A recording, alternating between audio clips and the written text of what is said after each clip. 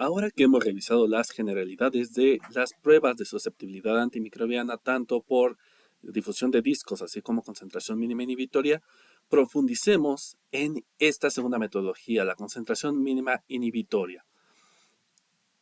Cuando se trata de métodos comerciales, no será necesaria esta información, sin embargo, para aquellos laboratorios estatales de salud pública y laboratorios institucionales de referencia en los que se espera que esta metodología de referencia sea establecida, será de vital importancia.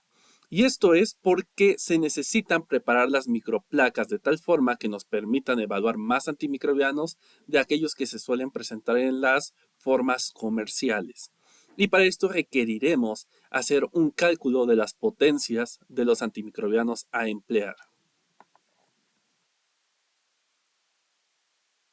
Recordemos que en 1928 Fleming descubre la penicilina, lo cual la genera un hongo que contamina la placa. A partir del hongo empieza a difundir el antimicrobiano a la periferia, matando a las bacterias circundantes. Al mismo tiempo, prácticamente que Fleming descubre la penicilina, establece lo que serán las bases para la prueba de difusión en disco, porque vemos esta difusión pasiva que tiene el antimicrobiano hacia los alrededores y que según la concentración alcanzada va a matar o no a los microorganismos circundantes. Esto lo retoma en 1945 Morley y realiza las primeras pruebas con discos de papel impregnados con antimicrobianos a concentraciones variables. Hasta 1966, Bauer y Kirby estandarizan la metodología de difusión en disco tal cual empleamos en la actualidad, con discos de antimicrobianos con cargas específicas para ser retados. Esto es lo que pasa de la difusión en disco, pero prácticamente en paralelo se empieza a desarrollar la prueba de concentración mínima inhibitoria. Hemos visto que la difusión en disco es un método cualitativo, pero muchas veces es más útil saber cantidades al momento del tratamiento del paciente. Entonces lo que se busca en esta metodología es relacionar una cantidad específica de antimicrobiano a su capacidad de erradicar a, en este caso, una especie bacteriana.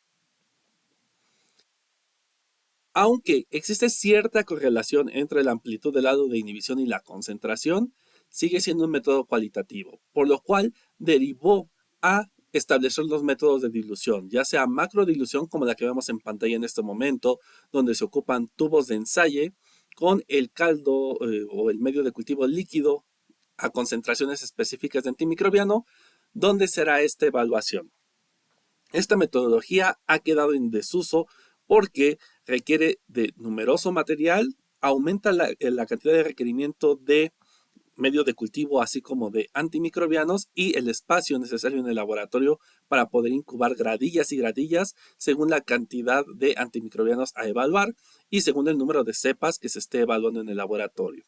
Por lo tanto, se han establecido otras metodologías que tienen el mismo principio y que veremos a continuación. Sin embargo, pues hay que tener en mente que se puede ocupar aún la metodología tradicional, que es de macrodilución.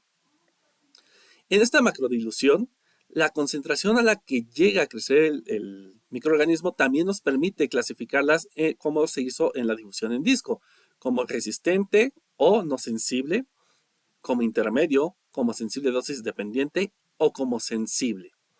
Además, el método de dilución, ya sea en agar, macrodilución o microdilución en caldo, tiene una ventaja que el método de difusión en disco no tiene por la naturaleza que ya hemos revisado de este. Y es que el método de dilución sí nos permite evaluar macromoléculas, a diferencia del método de difusión en disco, ya que si son moléculas demasiado grandes, hemos visto que no difundirán adecuadamente por el medio de cultivo, dándonos falsos resistentes.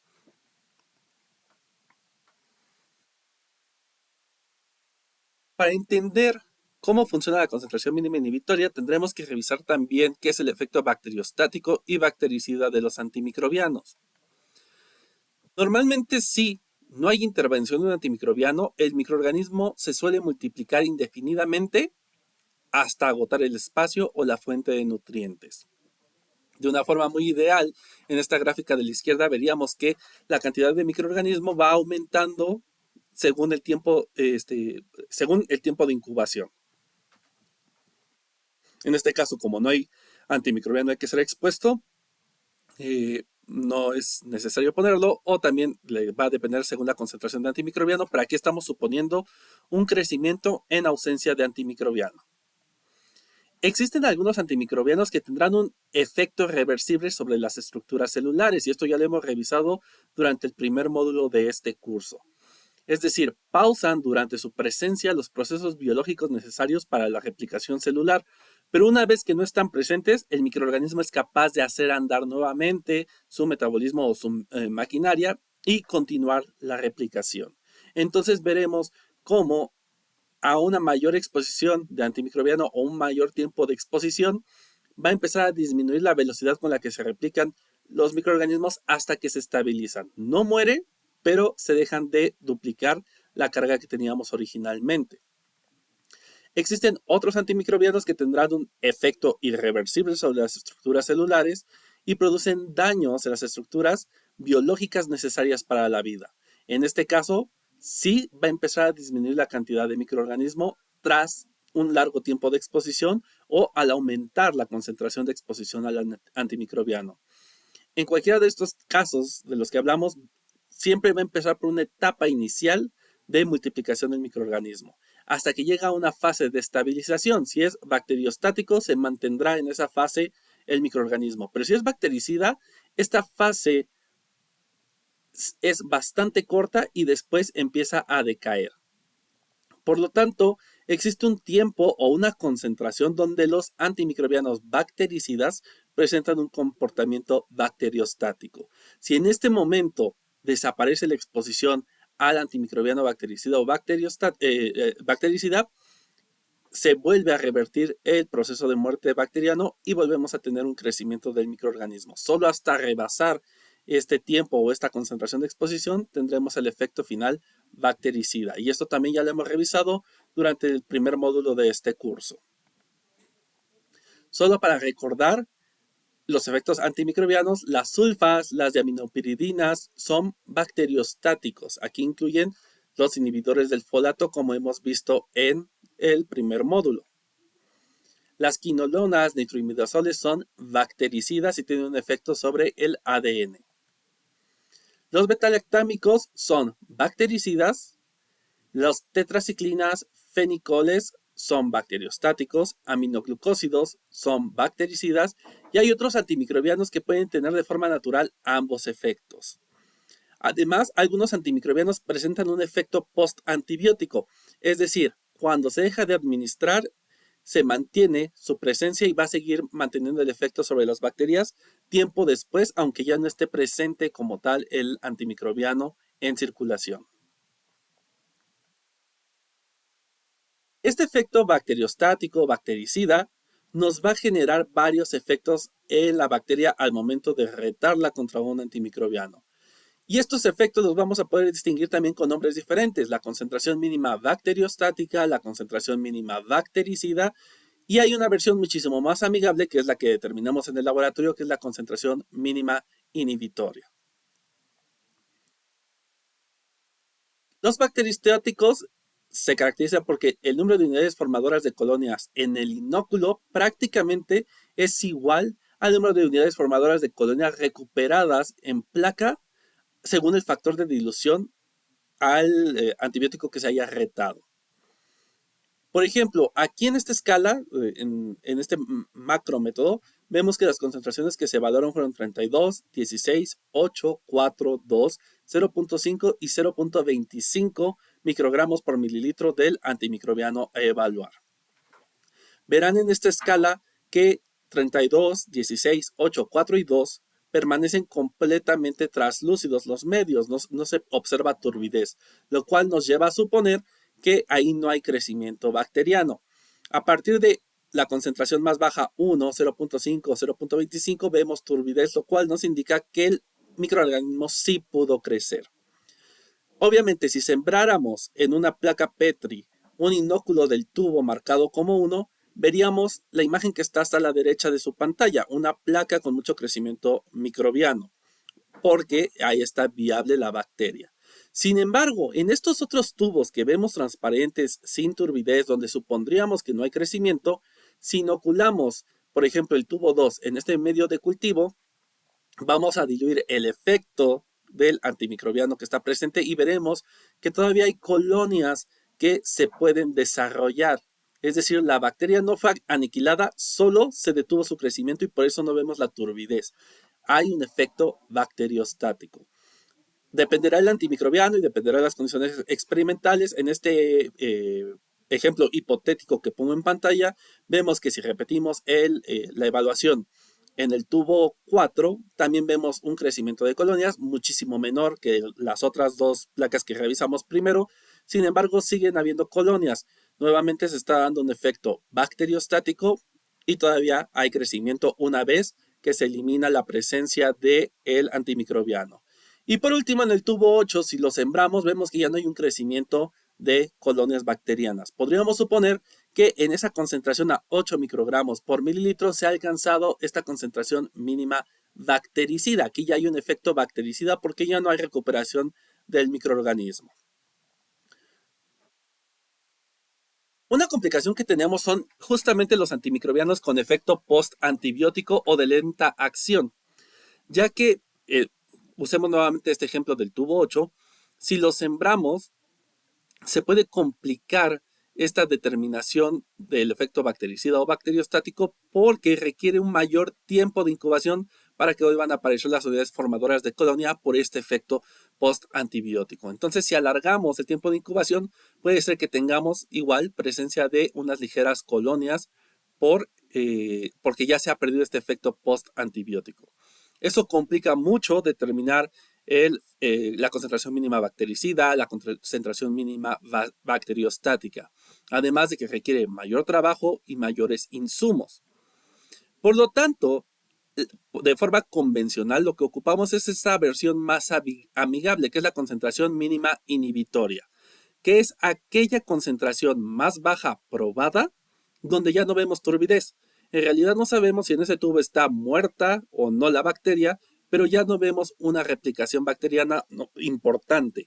Entonces, ese será el tubo que tomemos en cuenta. ¿Qué queremos lograr con esta diapositiva? Que tengamos en mente que no por el hecho de ver traslúcido esta concentración mínima inhibitoria, significa que en realidad la bacteria ya esté muerta ahí. Tomemos en cuenta que dependiendo de la concentración, tiempo de exposición o el tipo de antimicrobiano, se puede presentar una actividad bacteriostática o una actividad bactericida, pero ya existen estos otros métodos para evaluarlo de forma precisa. La concentración mínima bacteriostática, concentración mínima bactericida y concentración mínima inhibitoria pueden presentar gran variabilidad dependiendo el microorganismo, el antimicrobiano, las condiciones de prueba, el inóculo, el mecanismo de resistencia, etcétera, etcétera, etcétera. También es de los métodos que puede tener bastantes variables a controlar. Sin embargo, es el único método que se considera actualmente estándar de oro o una referencia para esta determinación. Como ya les dije anteriormente, el valor más práctico para determinar siempre será la concentración mínima inhibitoria, además de que la concentración mínima inhibitoria es la que se ha correlacionado con la clínica, es decir, esta concentración mínima inhibitoria se ha relacionado con el tratamiento que se le da al paciente, con las dosis habituales que se dan al paciente, con el sitio de acción, ya que no todos los antimicrobianos llegan a la misma concentración en todos los tipos de tejidos u órganos. Y entonces, los estudios que se han hecho para relacionar qué tan efectiva es el tratamiento en comparación con los datos obtenidos en laboratorio será la concentración mínima inhibitoria. Nuevamente repetimos, la concentración mínima inhibitoria es la concentración más baja en la que no se observa desarrollo microbiano a simple vista. Este macrométodo, como ya les dije, tiene la desventaja de requerir mucho medio de cultivo, mucho antimicrobiano, mucho espacio y muchos tubos para poder ser realizado. Por lo tanto, A través del tiempo se fueron mejorando estas metodologías y logramos replicar esta metodología en microplacas de 96 pozos.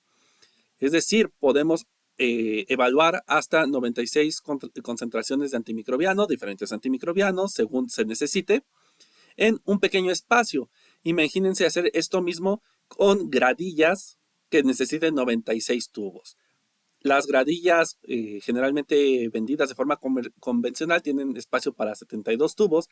Quiere decir que para replicar una placa como la que vemos en pantalla necesitaríamos ocupar 2 gradillas. Imaginen la diferencia en espacio necesario para incubar, etc. Sin embargo, también antes de proseguir a lo que es lo más complicado de esta sesión, veamos que existen concentraciones estándar. Anteriormente solo les dije que aquí en este macrométodo que están viendo en pantalla se probó la concentración de 32, 16, 8, 4, 2, 1, 0.5 y 0.5 y 0.25. Rápidamente se pudieron haber dado cuenta que son diluciones dobles seriadas. Por eso la concentración siempre es la mitad de la anterior. 32, la mitad será 16, la mitad de 16 será 8, la mitad de 8 será 4, la mitad de 4 será 2 y así continuaremos. Sin embargo, podríamos partir de una concentración aleatoria. Por ejemplo, que yo no probara 32 microgramos y que probara 34 microgramos. Eso empezaría a ser fracciones complicadas en las diluciones inferiores. Para evitar esta arbitrariedad, la Organización Mundial de la Salud, junto con el CDC, ha establecido concentraciones estándar para hacer la evaluación. Las pueden encontrar en el Manual de Laboratorio para la Identificación y Prueba de Susceptibilidad a los Antimicrobianos de Patógenos Bacterianos de Importancia para la Salud Pública en el Mundo en Desarrollo. Este documento está en Internet, o simplemente quedarse con este apartado que está dentro de este libro, que son los valores de concentración estándar a los que nos deberemos sujetar al momento de evaluar en el laboratorio. Si vemos casi hasta el final de la tabla, de la primera columna, están las concentraciones que hay en este macrométodo: 32, 16, 8, 4, 2, 1, 0.5 y 0.25. Y vemos cómo se sigue yendo hacia la mitad, hacia abajo, o podemos ir hacia arriba. En vez de 32, 16, podemos 32, 64, 128, 256. Diferentes combinaciones de microorganismos requieren pruebas con diferentes rangos de concentraciones de agentes antimicrobianos. Ahorita veremos cómo se deciden esos rangos de prueba. Y también conocerán o hemos visto y veremos en las sesiones el método epsilométrico.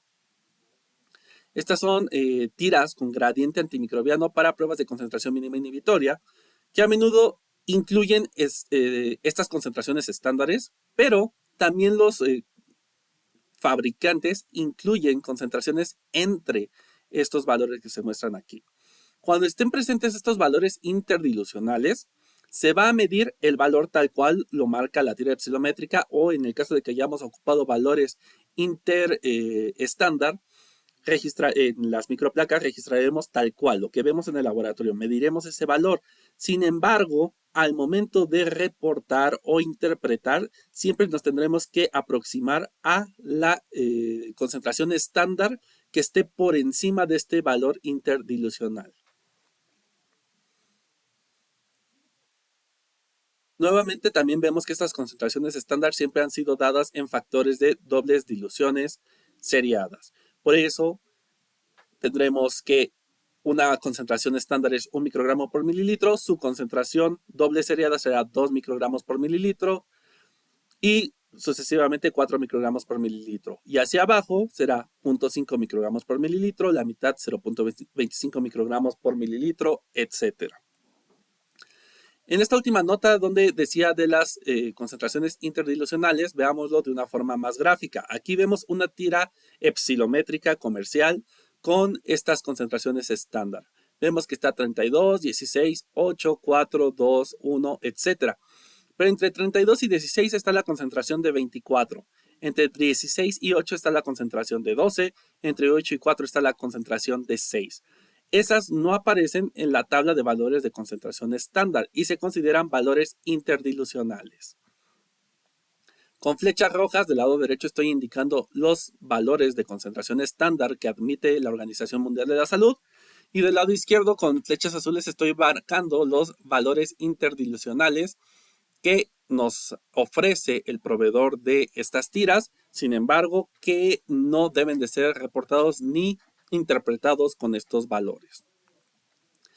En este caso, de forma epsilométrica, veremos en qué valor cruza la cresta más alta de la elipse en la tira.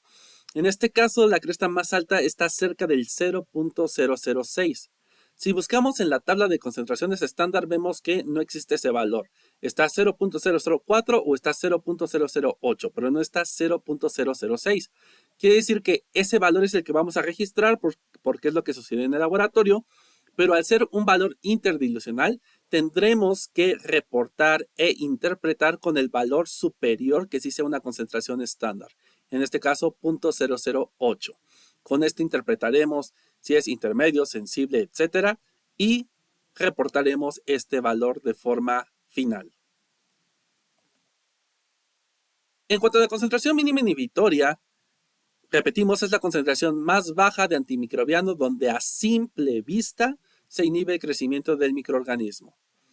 Para saber qué concentración más baja inhibe al microorganismo, necesitamos conocer la cantidad exacta de antimicrobiano contra la cual estamos retando una cantidad determinada de microorganismo problema. Y esto implica, de esta cantidad exacta de antimicrobiano, implica únicamente la fracción activa que tiene el producto que empleamos. Al igual que los productos farmacéuticos que ocupamos para aliviar algún malestar que tenemos, los antimicrobianos, incluso de laboratorio que compramos a proveedores, no están conformados únicamente del antimicrobiano y su parte activa realmente, sino que son sales derivadas del antimicrobiano que pueden tener excipientes para estabilizarlo y que no se degrade fácilmente, que puede tener agua, etc. Y en un momento veremos qué más puede contener esta sal. Pero tenemos que tener en cuenta que de todo lo que me incluye ese frasco de reactivo que yo compro al proveedor, deberemos descartar todo lo que es una sustancia diferente al antimicrobiano que tiene su actividad. En las pruebas de concentración mínima inhibitoria ya vimos de forma visual que existe la macrodilución en caldo que se hace en tubos de ensayo, la microdilución en caldo que se hace en estas placas de 96 pozos, la dilución en agar, que veremos más adelante y en siguientes sesiones, elusión de discos y epsilometría. En cuanto a estos, existen métodos in-house y métodos comerciales. La mayoría de los laboratorios que no sean de referencia ocuparán métodos comerciales, sobre todo de microdilución y epsilometría. Dentro de los métodos de microdilución comerciales, quizá no los ubicamos de esa forma, pero pertenecen a esta serie de pruebas. Tenemos al Sensititre, tenemos los cartuchos del Phoenix, tenemos otros como el ComAsp, las tarjetas de Vitek son ejemplos de estos métodos de microdilución en caldo comerciales. En la parte inferior derecha vemos una microplaca de 96 pozos con fondo en U. Este se prepara in-house y es lo que estaremos viendo en esta sesión, cómo preparar estas microplacas para poder evaluar antimicrobianos que probablemente no estén dentro de los métodos comerciales. Para fabricar las microplacas, lo primero que tendremos que ir a buscar es los valores de corte con los que interpretaremos los microorganismos. En este momento ustedes ya están muy familiarizados con el M100, donde se establecen la mayoría de los cortes para las bacterias más comunes. Solamente para este ejemplo ocuparé el M45 con el que a lo mejor no están tan familiarizados, pero que es muy parecido al M100. La diferencia es que el M45 está dedicado a bacterias que se aíslan de forma frecuente o que son demasiado fastidiosas. Solamente como ejemplo tomé la tabla 21, en este caso una Bucordelia pseudomallei. En estas tablas, como lo hemos visto en el resto de las tablas, nos va a indicar cuál es el medio de cultivo que ocupemos para la prueba, cuál es el método recomendado para la preparación de inóculo que ya hemos visto en las sesiones anteriores, en qué condiciones se van a incubar y los controles de calidad que tenemos para evaluar que la prueba se esté ejecutando de forma correcta. Como les digo, el M100 ya están muy acostumbrados a él probablemente y ya conocen que hay tablas específicas para cada antimicrobiano. M45 puede ser un poquito más complejo, ya que, por ejemplo, aquí vemos que nos da tablas para un montón de microorganismos diferentes. Aquí señalo dentro de esta tabla aquellos antibióticos que deben de ser probados para Burkholderia pseudomallei. Tenemos amoxicilina clavulanato, ceftazidima, imipenem, doxiciclina, tetraciclina y trimethoprim sulfamethoxazol. Iremos a buscar dentro de las tablas las concentraciones con las cuales clasificaremos los microorganismos. Y aquí vemos, por ejemplo, para betalactámicos o betalactámicos con inhibidores de betalactamasas, para Burkholderia pseudomallei, deberemos evaluar amoxicilina clavulanato. Las concentraciones mínimas inhibitorias para poderlo clasificar como resistente, intermedio y sensible son 32/16, 16/8 y 8/4 respectivamente. Para ceftazidima, que es parte de las cefalosporinas parenterales, los valores serán 32, 16 y 8 respectivamente. Para imipenem será 16, 8 y 4. Para doxiciclina y tetraciclina será 16, 8 y 4. Y para trimethoprim sulfamethoxazol solo tenemos dos valores, el de resistente 4/76 y el de sensible 2/38. Por lo tanto, cuando establezcamos qué rangos tenemos que evaluar en estas concentraciones mínimas inhibitorias, forzosamente deberemos incluir las concentraciones que han sido establecidas en estas tablas del CLSI. Pero no solo eso. También para diseñar nuestra placa de 96 pozos, como la que vemos aquí ejemplificada del lado derecho, también hay que tomar en cuenta la experiencia de laboratorio. ¿Qué sabemos acerca del microorganismo? Si ya es muy resistente, si generalmente se mantiene sensible, si es una cepa comunitaria la que vamos a evaluar, si es una cepa hospitalaria, porque eso nos va a definir qué rango deberemos de probar. ¿Qué esperamos de esta bacteria? Esperamos que sea muy resistente al antimicrobiano, esperamos que sea muy sensible al antimicrobiano, que se ha reportado. A lo mejor yo no lo conozco por experiencia o es la primera vez que aíslo un microorganismo, por ser de estos de raro aislamiento. Tendré que irme a buscar qué se ha reportado, qué se conoce acerca de su susceptibilidad antimicrobiana. Esto nos va a ayudar a clasificar la bacteria en si lo que sé, lo que espero, lo que se ha reportado es que la bacteria suele ser sensible al antimicrobiano a evaluar. Entonces trataremos de evaluar concentraciones mínimas inhibitorias bajas, principalmente. Por lo tanto, aunque incluyamos las concentraciones que marca CLSI, extenderemos el rango de evaluación de la concentración mínima inhibitoria hacia concentraciones más bajas. Si estamos hablando de que se conoce que esta bacteria suele ser intermedia, entonces los valores de corte que me da CLSI los colocaré en el centro del rango y evaluaré rangos hacia abajo y hacia arriba. Es un rango de concentración mínima inhibitoria equilibrado. Por otro lado, si se conoce que la bacteria es muy resistente, evaluaré concentraciones mínimas inhibitorias por arriba de los valores de corte que me da CLSI, porque es muy probable que la concentración mínima inhibitoria esté mucho por encima de las concentraciones de corte que me marca CLSI. Por eso es importante conocer al microorganismo o investigar acerca de él para definir cómo elaboraremos estas microplacas.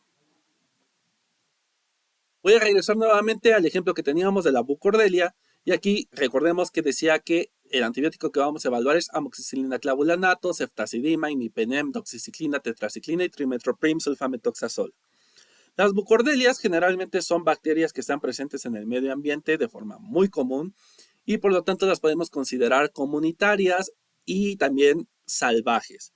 Por lo tanto, lo que esperamos es que la mayoría de las Burkholderias sean sensibles a los antimicrobianos evaluados. Por lo tanto, en esta colocación de la placa de forma horizontal, donde las letras van de arriba hacia abajo, de la A, B, C, D, E, F, G, H, y de izquierda a derecha, de forma horizontal, van los números del 1 al 12. Entonces, en esta tablita he colocado un ejemplo de algo que serían 9 pozos, voy a evaluar 9 concentraciones de antimicrobiano y como vemos lo que está marcado en amarillo son los rangos que me establece CLSI para poder interpretarla como sensible, intermedio, resistente. Son concentraciones doble seriadas consecutivas 8, 16, 32 para amoxiclavulanato.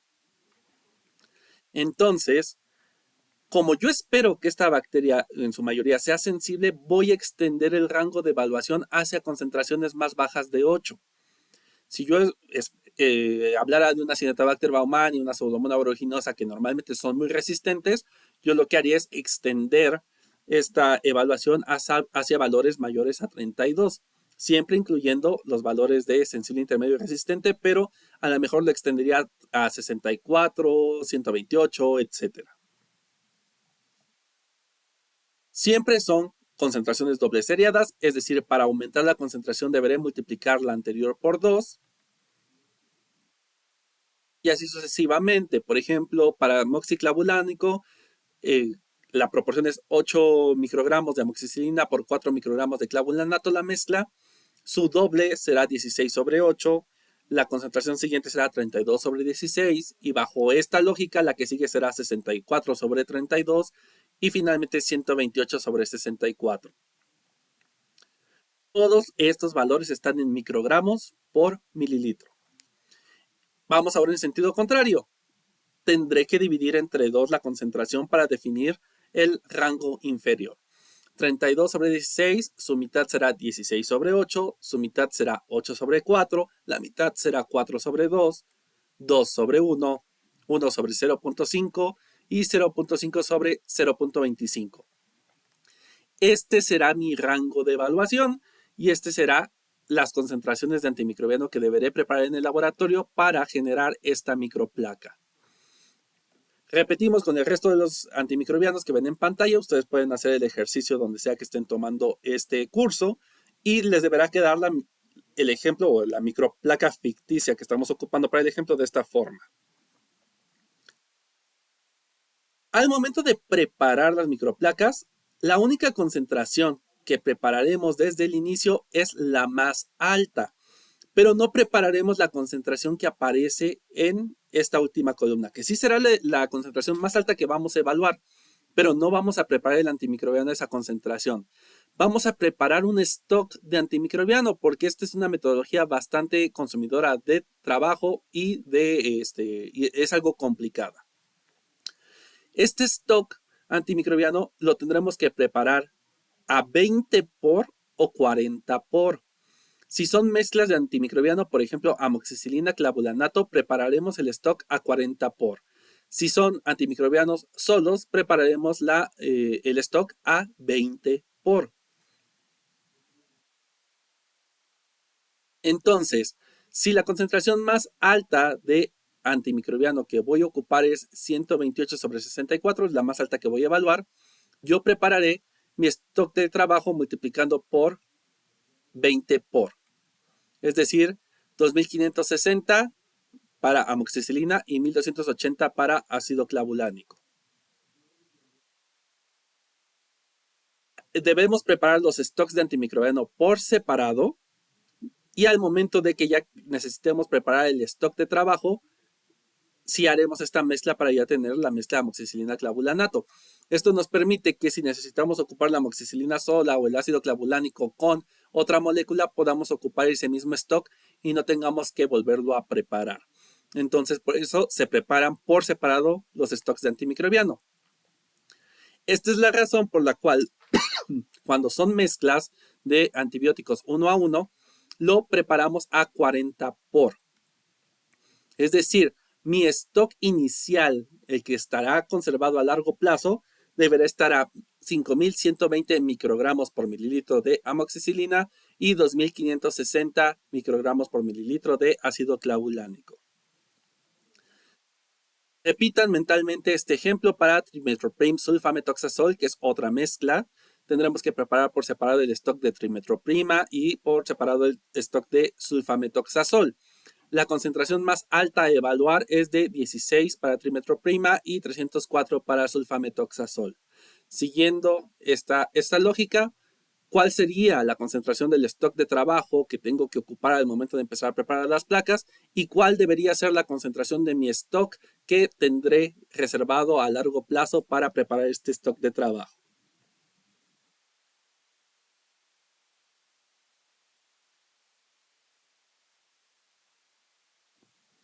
Si hicieron correctamente el cálculo, entonces nuestro stock de trabajo para trimetroprima sulfametoxazol deberá tener una concentración de 320 sobre 6080. Pero el stock que yo guarde a largo plazo en congelación para preparar este stock de trabajo deberá estar preparado con 640 microgramos por mililitro de trimetroprima y 12.160 microgramos por mililitros de sulfametoxazol. Para el resto de los antimicrobianos no hay problema. Ceftazidima, si la concentración máxima que voy a ocupar es de 128 microgramos por mililitro, entonces mi stock de trabajo tendrá que estar a 20 por 2560. Para imipenem, doxiciclina y tetraciclina, donde la concentración más alta que voy a evaluar es 64, mi stock de trabajo deberá estar preparado a 1280 microgramos por mililitro. Para preparar los antimicrobianos, siempre hay que preparar por lo menos 10 mililitros de antimicrobiano usando material volumétrico. 10 mililitros es muchísimo volumen normalmente para preparar microplacas. Nos va a dar para muchísimas microplacas, lo cual nos podría dar la tentación de preparar menos volumen. Sin embargo, entre menos volumen preparemos, aumenta el grado de error en esta preparación. Y recordemos que la concentración mínima inhibitoria es un método cuantitativo. Entonces, por el impacto del error de estas cantidades tan pequeñas, lo recomendable es que siempre se prepare por lo menos 10 mililitros de estas soluciones stock que se van a guardar a largo plazo, empleando material volumétrico. En el CLSI M07 encontrarán el cálculo de la potencia antimicrobiana. Ya sabemos qué rango vamos a probar, ya sabemos qué stock permanente tengo que preparar, a qué concentración, qué stock de trabajo, a qué concentración y cuál es la concentración máxima que voy a evaluar. Pero como lo platicamos hace rato, los antimicrobianos pueden contener otras sustancias que no sean el antimicrobiano en sí. Entonces el CLSI en el M07 nos da una forma de calcular cuál es la potencia real que trae el antimicrobiano que compramos al proveedor. Viendo todo este procedimiento escrito que está aquí en pantalla, si lo quieren leer, pueden conseguirlo en M07 o también está descrito en la guía de vigilancia por laboratorio de la resistencia a los antimicrobianos. Pero en las siguientes diapositivas vamos a ejemplificar qué es exactamente lo que me dice este apartado. ¿Por qué necesitamos calcular la potencia antimicrobiana?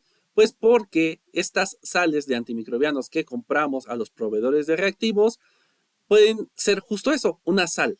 Tenemos la fracción activa del antimicrobiano, que es la fracción de la molécula que ejerce el efecto antimicrobiano, pero a esa molécula puede tener algunas otros reactivos u otras moléculas que son no activas, pero que sirven para estabilizar la molécula. ¿Cuántos de ustedes no han comprado en la farmacia clorhidrato de tal fármaco? Ese clorhidrato no tiene un efecto activo, solamente sirve para estabilizar o porque es la forma sintética de la molécula. Entonces, esa parte no activa la tengo que descontar porque de todos modos pesa, pero no va a tener ningún efecto sobre el microorganismo. Tendré que eliminar ese peso de la fracción no activa. En algunos casos el antimicrobiano también trae excipientes que sirven para estabilizarlo. Tendremos que eliminar el peso de los excipientes, tendremos que eliminar el peso de las impurezas. Algunos antimicrobianos además traen solventes presentes, generalmente es agua. El agua puede ser de dos formas, un agua de hidratación o un agua de condensación. Entre otros solventes. Hay algunos que encontrarán en su certificado que pueden tener etanoles, pueden tener ácidos, que son restos de la síntesis que no pudieron ser eliminados en el laboratorio. En algunos casos también el certificado les va a indicar que el antimicrobiano trae materia orgánica, sobre todo en aquellos antimicrobianos que fueron obtenidos de fuentes naturales. Entonces también deberemos eliminar del peso del antimicrobiano esta fracción de materia orgánica que puede venir en el producto comercial. En algunos casos, el antimicrobiano no está hecho solamente por una molécula, sino que es un complejo de moléculas, todas ejercen efecto antimicrobiano, y entonces hay antimicrobianos que son una mezcla de moléculas activas y que su diversidad molecular no nos permite calcular tal cual el peso molecular de cada molécula. Ahorita vamos a ver por qué esto es importante. Y por último, la pureza. Hay veces que el agua, la materia orgánica, las materias asociadas me disminuyen la parte activa del antimicrobiano por sí mismo. Esto ya me baja la pureza. Sin embargo, estas son factores que me pueden afectar la concentración y que yo puedo ubicar fácilmente. Pero hay otros factores que no son fáciles de ubicar. Por lo tanto, los certificados de análisis siempre traerán un análisis de pureza que nos dirá del 100% de reactivo cuánto es la fracción útil. Esto es de acuerdo a un ensayo de laboratorio. Y además puede estar dado en varias unidades, puede estar dado en pureza, puede estar dado en concentración, puede estar dado directamente en potencia. Ejemplifiquemos más detenidamente a qué nos referimos con la fracción activa. En pantalla ahorita ven dos moléculas, la primera es la doxiciclina monohidratada. Aquí vemos que hay una molécula de agua, es agua de cristalización, quiere decir que esta agua siempre está unida a la molécula. A menos que se someta a un proceso muy fuerte, podríamos empezar a eliminar esta agua, pero también correríamos el riesgo de destruir la molécula. Entonces, esa molécula de agua siempre está asociada a la doxiciclina. Lo único que es útil para tratar al microorganismo es la doxiciclina. El agua no es útil, es simple y sencillamente agua. Por otro lado, también vemos del lado derecho la molécula de cloranfenicol. Está completamente sola, no es un monohidrato, clorhidrato o alguna sal derivada. Esta molécula tal cual es el cloranfenicol. En el caso de la doxiciclina monohidratada, entonces, la parte que va a ejercer el efecto farmacológico de destrucción del microorganismo será solamente aquella que pertenece a la doxiciclina. El agua está por ahí de más y no nos influye sobre el efecto antimicrobiano, pero sí representa peso en la sustancia que compramos al proveedor. Del lado derecho, como toda la molécula es cloranfenicol, pues completamente es la fracción activa. Resumiendo, la fracción activa es solamente aquella que ejerce la función. En el monohidrato de doxiciclina vemos que solamente es la parte que está en el recuadro en color amarillo, la doxiciclina, pero pues no todas las sustancias vienen así, en forma de sal o en forma de hidratos. Concentrémonos ahorita solamente en la amoxicilina. Recordemos que mi stock de trabajo lo quiero a 2560 microgramos por mililitro. Y entonces yo necesito preparar mi stock inicial. Bueno, esto representaría que yo debería pesar 2560 microgramos por mililitro, o como solo la indicación me dice que por lo menos prepare 10 mililitros, debería pesar 25.600 microgramos para diluirlo en 100 mililitros de solvente para tener la concentración de trabajo que necesito para hacer la evaluación. Esos 25.600 microgramos sería lo correcto solamente si la potencia fuera del 100%, es decir, me estuvieran vendiendo amoxicilina completamente pura, solamente en ese caso podría pesar 25.600 microgramos y me representaría la cantidad que necesito. Sin embargo, muchas veces verán en el certificado de análisis que no es así, y entonces yo tendré que calcular la potencia. La potencia se define como la pureza multiplicado por la fracción activa multiplicado por 1 menos la cantidad de agua o solventes presentes en la molécula. A su vez, la pureza se define como el porcentaje de pureza que me indica el proveedor que viene la molécula multiplicado por 10. La fracción activa, que solo aplica en sales, evidentemente, o en aquellos que están hidratadas, como en el ejemplo anterior, es el porcentaje que representa del peso esa fracción activa conforme a toda la molécula dividido entre 100. Ahorita haremos este cálculo de una forma más visual. Y en cuanto a agua o solventes, es el porcentaje de agua o solventes que nos declara el proveedor de la molécula en su certificado dividido entre 100. Regresemos a la amoxicilina. En el laboratorio de resistencia antimicrobiana, el reactivo que pudimos comprar es el que se muestra en pantalla, amoxicilina sal sódica. La molécula de la amoxicilina sal sódica es la que ven del lado derecho. Y nuevamente, en el recuadro amarillo está la fracción activa, la que va a ejercer el efecto antimicrobiano, que es la amoxicilina. ¿Cuál es la fracción no activa? El sodio. Esa solo estabiliza la amoxicilina, pero no es parte del que tiene efecto sobre el microorganismo. En el certificado de análisis nos puede establecer o no, si no hay que calcularlo o hay que buscarlo, el peso molecular de la sal. En este caso, la amoxicilina sal sódica tiene un peso molecular de 387.4 gramos por mol. Pero ya vimos que esta molécula tiene una fracción que sí nos sirve y tiene una fracción que no nos sirve. Esta fracción que no nos sirve, el sodio, tiene un peso molecular de 23 gramos por mol. Es decir, de estos 387 gramos, 23 gramos no me sirven. Y los tengo que eliminar para saber cuánto pesa la amoxicilina, que es lo que sí me sirve. Es una simple resta, 387.4 gramos por mol, menos 23 gramos por mol. La fracción activa pesa 364.4 gramos por mol. Pero en la fórmula que vimos anteriormente, vimos que está dado en porcentaje. Entonces, si de la sal que yo compré, la molécula, si yo la peso, 387 gramos es mi 100% del peso, ¿qué porcentaje representan los 364.4 gramos de la fracción activa? Es una regla de 3, 364.4 por 100 entre 387.4 quiere decir que esta fracción activa es el 94.1% de la molécula que me vende el proveedor. Solo el 94.1% de la molécula me sirve para lo que yo quiero. Ahí ya está disminuyendo esta cantidad que yo tengo disponible de fármacos, si se empiezan a dar cuenta. Y hasta el momento solo hemos tomado la amoxicilina en su fracción activa.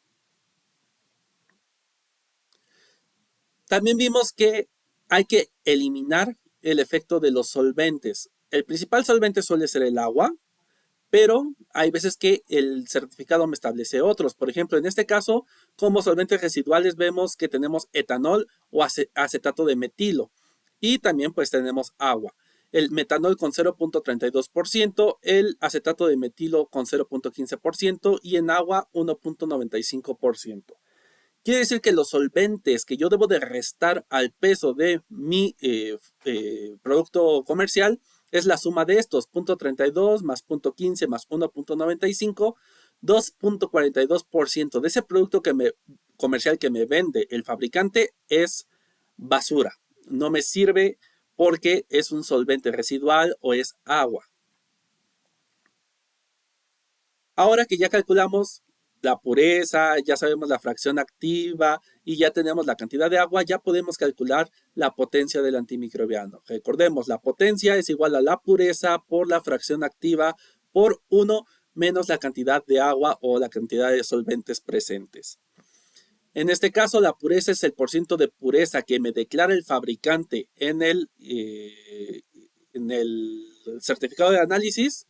Me voy a regresar porque creo que no hice énfasis en esta parte. Aquí vemos, está en el recuadro amarillo, ensayo, en la base anhidra, nos dice que el 87.15% del producto analizado es puro. Entonces, ahí nuevamente volvemos a perder cantidad de antimicrobiano útil. Ahora sí, vuelvo a adelantar las diapositivas hasta la que íbamos en el cálculo de pureza. Entonces, la pureza es igual al porcentaje que me dice el proveedor, 87.15% por 10. La fracción activa, que solo es en sales y que ya calculamos, es el porciento que calculamos, que fue 94.1%, entre 100. Y el agua o los solventes es igual al porciento de agua o solventes sobre 100. Calculamos que esta suma de los solventes presentes es 2.42%, lo dividimos entre 100. Ahora sí, ya tenemos los datos que me pide la ecuación. Ya tenemos la pureza, ya tenemos la fracción activa y ya tenemos la cantidad de agua. Sustituimos en la ecuación. La potencia es igual a 871.5, que es la pureza, por la fracción activa, que es 0.941, por 1 menos la cantidad de agua que ha sido dividida entre 100. 1 menos 0.0242. Comenzamos a resolver esta multiplicación. El segundo paso sería la potencia es igual a 871.5 por 0.941 por 0.9758. Volvemos a realizar esta multiplicación y finalmente tendremos que la potencia es igual a 800.24 microgramos por miligramo. Vamos a ponerle las mismas unidades. Esto equivale a 0.80024 miligramos por miligramo.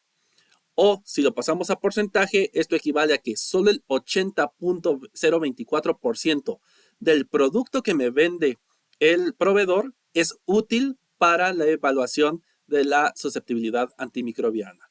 Por lo tanto, tendré que ajustar la cantidad de antibiótico que peso, ya que solamente el 80% de ese total que yo pese es el antibiótico que yo necesito evaluar. Vamos a poner otros ejemplos y variantes de estos certificados, de los datos que pueden encontrar, porque se pueden encontrar con todos estos al momento de que ustedes trabajen en el laboratorio. Aquí vemos un certificado de la trimetoprima. Vemos la molécula de la trimetoprima, así viene este producto, es completamente fracción activa, por lo tanto aquí no estamos perdiendo porcentaje por la fracción no activa. El peso molecular de la molécula son 290.32 gramos por mol, que me equivale al 100%. Esta molécula está al 100% en cuanto a su fracción activa. En la pérdida por secado, esto es otra forma de decir la cantidad de solventes, incluido el agua en el producto. El certificado me establece que la pérdida por secado es de 0.06% y el certificado me establece que la pureza o el ensayo es de 99.80%. Sustituimos en la ecuación que ya vimos anteriormente el porcentaje de pureza que me establece es 99.80 por 10. Fracción activa, ya que no es una sal, corresponde al 100%. El 100% es fracción activa. O directamente puedo decir que como no es una sal, no nos aplica ocupar la fracción activa. El resultado va a ser exactamente igual y ahorita lo vamos a ver. Y el agua o solventes es 0.06% entre 100.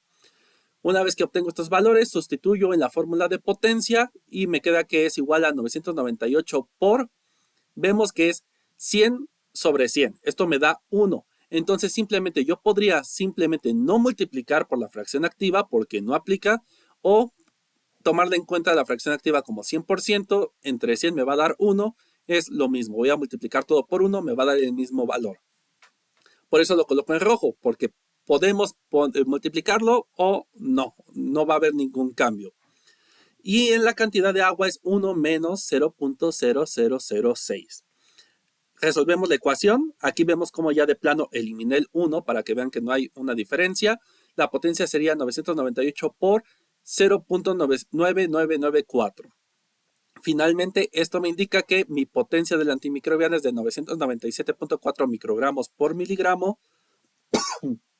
Dicho en miligramos, sería 0.9974 miligramos por miligramos, o visto en porcentaje, el 99.74% del producto comercial que me vende el proveedor es la molécula que yo necesito evaluar. Siguiente ejemplo, cloranfenicol. Ya vimos que es la molécula completa, la fracción activa, igual que en el caso anterior, 323.13 gramos por mol es el peso molecular, que equivale al 100% de la fracción activa. El contenido del agua en este caso es desconocido o no se declara. Esto puede ser porque la molécula normalmente no esté asociada a agua, porque el producto comercial no fue sometido a la evaluación, Por cualquiera que sea la situación, si no se declara dentro del certificado de análisis, como es este caso, lo supondremos que es del 0%, quiere decir que no tiene agua. Y la pureza que me declara el certificado es del 99%. Nos vamos a la ecuación que ya ocupamos 2 veces, vamos a ocuparla por tercera vez. La pureza es igual a 99% por 100. La fracción activa no aplica porque no es una sal y el agua o el solvente tampoco aplica porque no hay agua. Sin embargo, si no se quieren confundir, podemos agregarlo. Fracción activa es igual al 100% sobre 100, me da 1, y el agua o solventes es igual a el porcentaje de 1 menos la cantidad de agua. Y como la cantidad de agua es 0, pues va a ser 1. Es decir, 998 por 1 por 1. Entonces, directamente yo puedo eliminar tanto la fracción activa como la cantidad de solvente y me va a dar exactamente lo mismo, una potencia de 998 microgramos por miligramo, equivalente a 0.998 miligramos por miligramo, o visto en porcentajes, el 99.8% del producto comercial que me vende el fabricante es la molécula que yo necesito evaluar. Aquí tenemos doxiciclina monohidratada. Tenemos el peso molecular de la doxiciclina monohidratada. Vemos que tiene un agua de cristalización que pesa 18 gramos por mol. Vemos en el recuadro amarillo cuál es la fracción activa que corresponde a la doxiciclina. Y con esto podríamos sacar el porcentaje que corresponde a la fracción activa conforme a la molécula completa. Pero si observamos cuidadosamente el certificado de análisis, esto sería de los casos más ideales o bonitos. En este caso, la fracción activa corresponde al 96.1%, pero veamos que aunque tenemos la cantidad de agua, 4.2%, y ya con esto podríamos empezar a hacer el cálculo, directamente el proveedor ya me da el cálculo de la potencia. Me dice que la potencia es de 898 microgramos por miligramo, equivalente a 898 miligramos por miligramo, o de otra forma, el 89.8% del producto comercial es la molécula que a mí me interesa. Este es el caso más bonito de todos. Yo ya no necesito hacer ningún cálculo. Directamente el proveedor me establece la potencia del producto que me está vendiendo. Y ahora vamos con un caso muy complicado. Recuerden que en las diapositivas anteriores les he mencionado que hay antimicrobianos cuyo efecto se da por una mezcla compleja de moléculas activas. Uno de estos casos es el sulfato de gentamicina.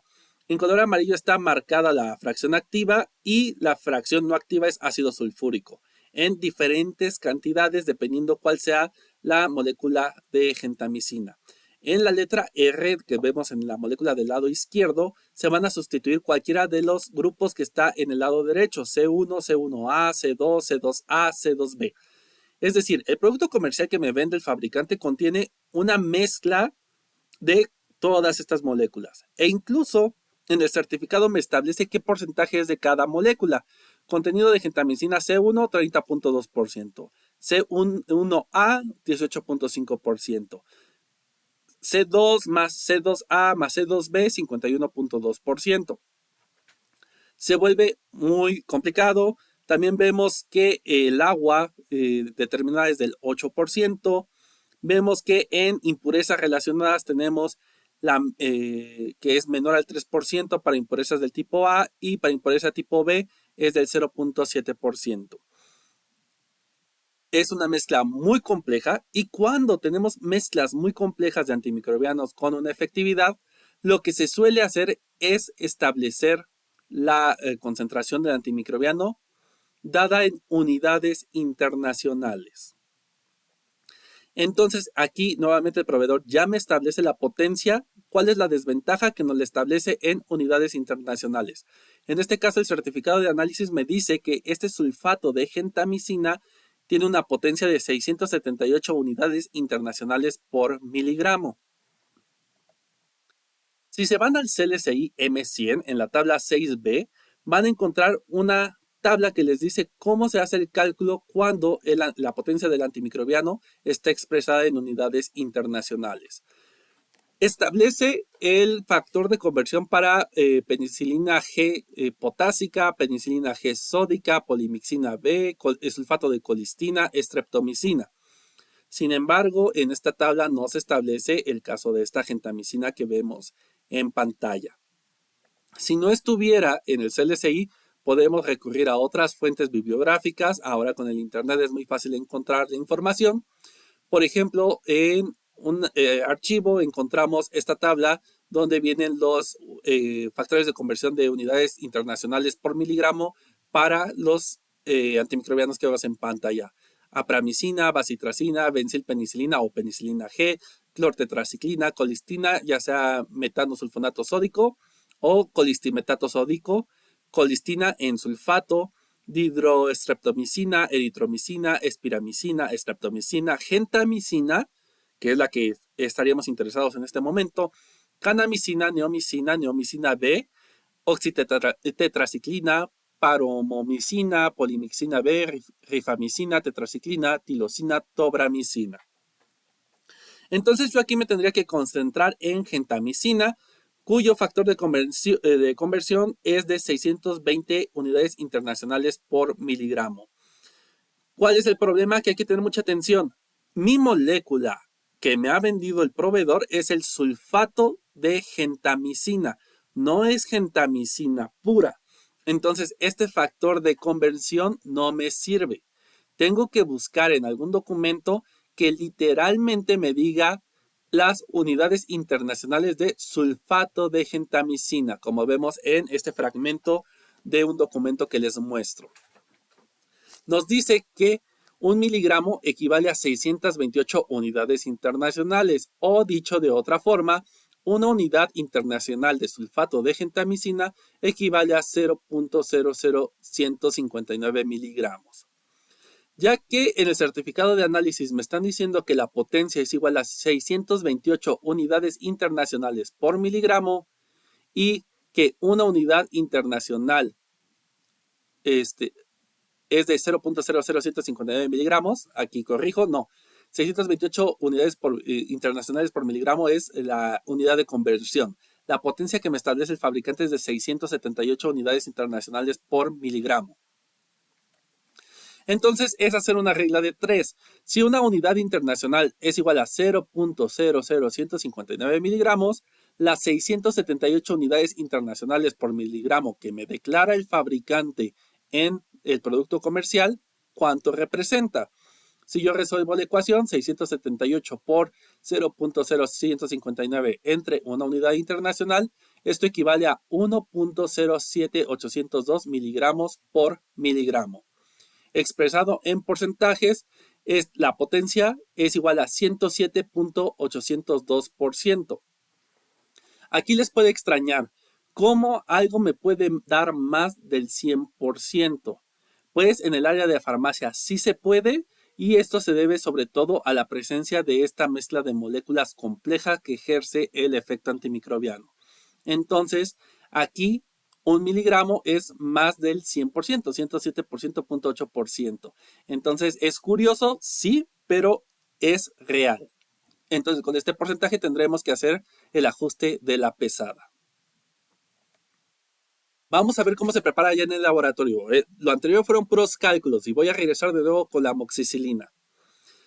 El stock de trabajo que necesito es de 2.560 microgramos por mililitro. Voy a preparar al doble esta concentración. En un momento les explicaré por qué. Entonces, en vez de yo preparar mi stock a 2.560, lo prepararé a 5.120 microgramos por mililitro. Entonces, para yo poder calcular esto, ¿cuánto necesito? Ocuparé la ecuación. Los miligramos necesarios es igual al volumen de solución en mililitros que quiero preparar por la concentración en microgramos por mililitros que quiero obtener entre la potencia que hemos calculado en microgramos por miligramo. Tomando en cuenta las recomendaciones que les he mencionado anteriormente, que por lo menos tenemos que preparar 10 mililitros y los cálculos que ya hemos hecho, entonces, para preparar 10 mililitros de amoxicilina stock a 5.100 microgramos por mililitro y dado que el producto que me vendió el proveedor tiene una potencia de 800.24 microgramos por miligramo, si yo resuelvo esta ecuación, me indica que yo tengo que pesar 63.98 miligramos. Entonces me voy a la balanza. Tengo que pesar 63.98 miligramos y disolverlos en 10 mililitros de solvente indicado, que en un momento veremos. Sin embargo, rara vez, y sobre todo en una balanza analítica, podemos pesar exactamente lo que calculamos. Hagan un ejercicio de conciencia, todos los que ya han usado la balanza, y muchas veces nos pasamos o muchas veces nos quedamos cortos. En el caso de preparación de stocks de antimicrobianos, siempre de los siempre nos deberemos pasar. Nunca nos deberemos quedar cortos o en la cifra. Siempre deberemos pesar lo más cercano posible a lo que buscamos, pero más. Supongamos que yo en el laboratorio pesé 0.0641 gramos, equivalente a 64.10 miligramos. Yo necesitaba 63.98, no los pesé. Lo real es que yo pesé 64.10 miligramos. Quiere decir que esos 10 mililitros en los que yo los tenía que disolver no van a funcionar para obtener la concentración que yo quiero. Voy a necesitar una cantidad ligeramente mayor a 10 mililitros para obtener la concentración adecuada. Entonces yo tendré que hacer un ajuste al volumen real de la disolución que necesito preparar. Antes de pasar este cálculo, permítanme decirles, cuando preparen los antimicrobianos, la pesada se hace sin tarar la balanza. Es decir, vamos a colocar el recipiente donde vamos a pesar el antimicrobiano. De preferencia, con mucho cuidado, lo hacemos directamente en el matraz volumétrico donde vamos a preparar la dilución. Vamos a pesar el matraz volumétrico solo y vamos a registrar el peso. Y después iremos agregando el antimicrobiano. Ya, supongamos que el matraz pesará 10 gramos. Como yo necesito pesar 0.06398 gramos de antimicrobiano, entonces yo debería buscar que la balanza me indique 10.06398 gramos para asegurar que pesé la cantidad correcta. La balanza en estos casos no se tara porque ligeros cambios en el peso los va a identificar la balanza como cambios de aire, cambios de presión, etc. Y va a autoajustar siempre para eliminar ese cambio tan pequeño de peso. Entonces va a ser imposible poder determinar tan poco polvo. Lo que podemos hacer es llegar a esta cantidad sumada y de ser necesario podemos sacar el matraz, volver a tarar y llevar la balanza a cero y poner de nuevo el matraz con el polvo para ver si la cantidad total es la adecuada. Ahora sí, vayamos al cálculo del volumen real de la disolución a preparar. Aquí sustituiremos el peso real que hemos determinado en la balanza en miligramos, multiplicado por la potencia que calculamos que tiene la amoxicilina, entre la concentración en microgramos por mililitro a la que deseamos nuestro stock. Suponiendo este ejemplo de que yo pesé 0.0641 gramos y haciendo la conversión, ya que me pide la fórmula del peso en miligramos, mucha atención en eso, es uno de los errores frecuentes que en la ecuación sustituyen la pesada en gramos. Debe de ser en miligramos y para esto multiplicamos los gramos por 1000. Dividimos entre 1000. Aquí quedó mal. Entonces 0.0. No, sí, multiplicamos los gramos por 1000, disculpen. Y 0.0641 gramos por 1000 me indica que son 64.1 miligramos. Estos 64.1 miligramos son los que vamos a sustituir en la ecuación anterior. Entonces, 64.1 miligramos por 800.24 microgramos por miligramo, que es la potencia que determinamos, entre 5120 microgramos por mililitro, que es la concentración del stock que establecimos que necesitamos, nos indica que el volumen real de disolución que tenemos que preparar son 10.02 mililitros. En este caso, la variación de volumen es tan pequeña que simplemente la podría omitir. Es decir, puedo diluir directamente en 10 mililitros y no debería haber mayores implicaciones. Pero si queremos ser completamente correctos, lo que podemos hacer es disolver y aforar en 10 mililitros el antimicrobiano y con una micropipeta adicionar esos 0.02 mililitros extra, equivalentes a 20 microlitros del solvente.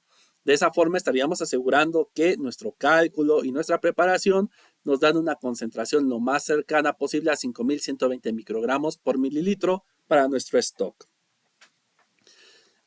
Mucha atención en que en todos estos pasos he dicho el disolvente. No he dicho el nombre del disolvente, solo he dicho disolvente.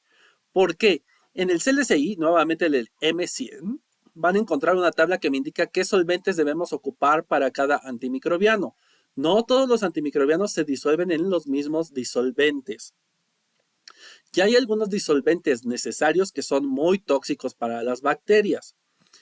Entonces, el CLSI nos indica dos solventes, uno que es el solvente inicial y el otro que es el diluente. A menos que el CLSI establezca algo diferente, el solvente se debe de ocupar en la menor cantidad posible. Casi siempre vamos agregando gotas. Una gota, una gota, una gota, hasta que podemos disolver el polvo completo. En el caso que estamos ahorita suponiendo para esta presentación, que es la amoxicilina, me indica que el solvente donde debo de disolver la amoxicilina va a ser por goteo, buffer de fosfatos pH 6 a una concentración de 0.1 mol por litro. Y una vez que yo haya logrado disolver la amoxicilina en la menor cantidad posible de buffer de fosfatos, llevaré a volumen final con el diluyente. En este caso coincide, vuelve a ser buffer de fosfatos pH 6, 0.1 mol por litro. Pero no en todos los casos, ya pueden ver a simple vista la variación que hay en esta tabla. Por ejemplo, la ceftazidima, que dice que yo debo de disolver en carbonato de sodio, es una solución sobresaturada de carbonato de sodio, por goteo hasta que la logre disolver, y el diluente final será agua. Entonces, una vez disuelta en la menor cantidad posible de carbonato de sodio, yo llevaré agua. Además, marqué la ceftazidima porque muchas veces el producto comercial es una mezcla de ceftazidima con carbonato de sodio. En ese caso, solamente es necesario agregar agua, disolver y ya después llevar a volumen final con agua. Existen otros disolventes, por ejemplo, en Sedasolid, que es dimetilsulfóxido. Es el caso de los disolventes que son tóxicos para los microorganismos. Entonces, deberemos ocupar la menor cantidad posible de dimetilsulfóxido. Generalmente, 1 o 2 gotas es más que suficiente. Y si vemos del lado derecho, se lleva a volumen final ya sea con agua o con caldo que se ocupa en el cultivo durante la prueba. En algunos casos, sí nos establece volúmenes específicos, no es por goteo. Veamos a ceftarolina, que está arriba de ceftazidima, que está marcada en amarillo. Ahí dice que se va a ocupar como solvente dimetilsulfóxido, pero no es por goteo. Aquí dice que debe ser el 30% del volumen total a preparar. Si vamos a preparar 10 mililitros, quiere decir que 3 mililitros deberán ser de dimetilsulfóxido y llevaremos a concentración final con solución salina. Además, el CLSI M100 nos establece cómo deberíamos preparar los antimicrobianos cuando son mezclas. Prácticamente el procedimiento es el mismo, solo establece que la concentración la deberíamos preparar al doble, de tal forma que si yo necesito amoxicilina clavulanato, al momento de preparar mi solución de trabajo yo pueda mezclar un volumen de amoxicilina con uno de clavulanato para que me dé la solución de trabajo final. Vamos a verlo más gráfico porque es el primer ejemplo que tenemos aquí, amoxicilina clavulanato, por eso lo preparamos al doble que les había comentado hace rato. El stock de trabajo debe ser de 2.560 para amoxicilina y 1.280 para el clavulanato. Yo voy a preparar mi stock al doble, a 5.120 microgramos por mililitro de amoxicilina y 1.280 microgramos por mililitro de clavulanato.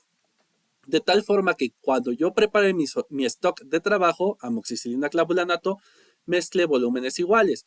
Por ejemplo, 1 mililitro de amoxicilina con 1 mililitro de clavulanato. Esto va a hacer que el volumen final sea el doble, 2 mililitros, pero la concentración, los microgramos de amoxicilina van a quedar constantes, igual que los microgramos de clavulanato. Por lo tanto, se va a diluir a la mitad. Es decir, la mezcla de 2 mililitros finalmente me quedará a 2.560 microgramos por mililitro de amoxicilina y 1.280 microgramos por mililitro de clavulanato, que es lo que yo busco para la prueba.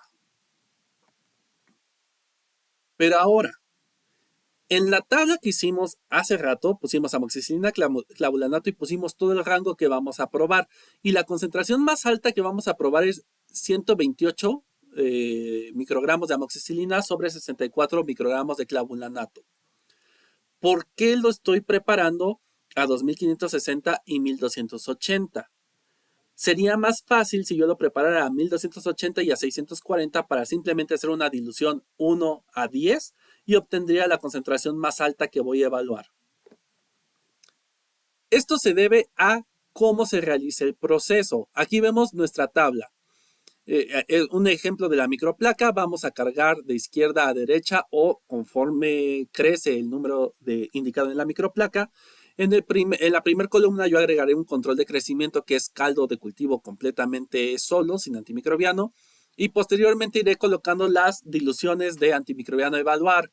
0.5 sobre 0.25, 1 sobre 0.5, 2 sobre 1, 4 sobre 2, 8 sobre 4, 16 sobre 8, 32 sobre 16, 64 sobre 32 y 128 sobre 64.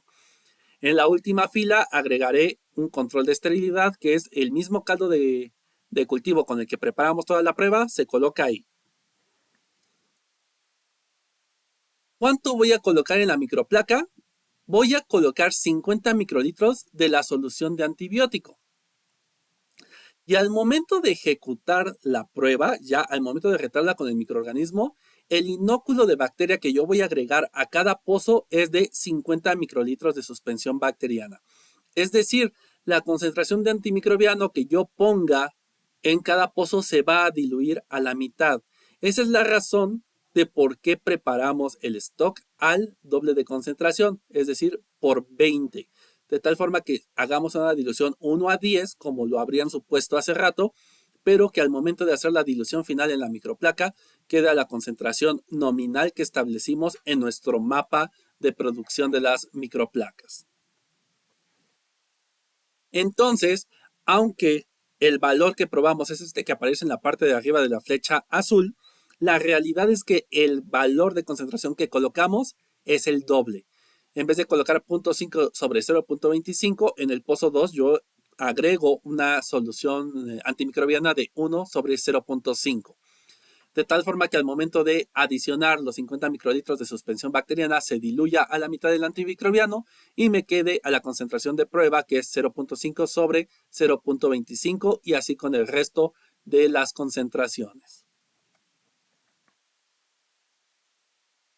Nos hemos concentrado en preparar la concentración más alta, que es 256 sobre 128. Partiendo de un stock que está a 2.560 microgramos por mililitro de amoxicilina y 1.280 microgramos por mililitro de clavulanato. Usando la famosa ecuación C1, B1, C2, B2 o concentración inicial, volumen inicial es igual a concentración final por volumen final. Yo sustituyo. Mi concentración inicial de amoxicilina es 2.560 microgramos por mililitro. El volumen que yo necesito de esta amoxicilina es lo que quiero conocer. Nuestra concentración final a la que quiero que quede la amoxicilina es a 256 microgramos por mililitro.